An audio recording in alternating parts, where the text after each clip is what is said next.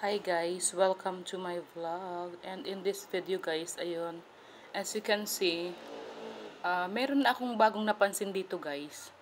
Ayan o, yung altered content. Sabi dito sa altered content, do any of the following describe your content? Makes a real person appear to say or do something they didn't say or do. Alters footage of a real event or place. Generate a realistic looking scene that didn't actually occur. No.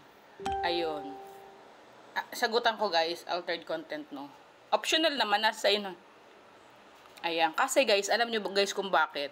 Marami ngayon talaga ang mga content creator na like, nagdadaya sila ng ano eh. Alam mo yun yung halimbawa, magagandang boses. Magagandang boses, mapapabilib ka. Eh yung pala, hindi naman pala nila ano yun.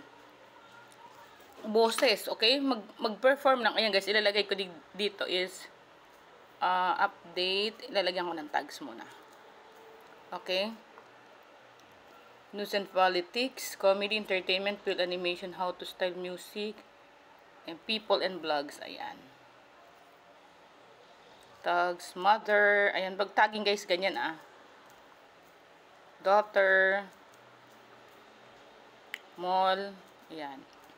May mga ganun ngayon guys. Parang ano din eh. Ayan, tama naman yung ginawa ni YouTube, ni Google. Ano? Kasi marami talaga guys ang, imagine mo yung iba ang lalaki ng mga subscriber na pero hindi nila sarili yung boses.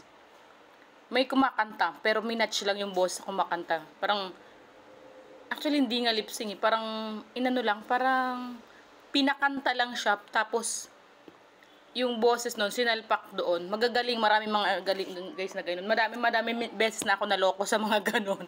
At nabasa ko nga yung mga comment ng mga foreigner na hindi talaga niya yung boses, sabi ganyan. Totoo nga naman kung bubusisiin mo. So, napaka-unfair naman talaga guys, 'di ba? Kasi pinagmumukha, tapos ilalagay lang nila copyright claim, which is hindi. It should be strike talaga. Dapat strike talaga yung kung iisipin kasi hindi talaga nila boses yun eh.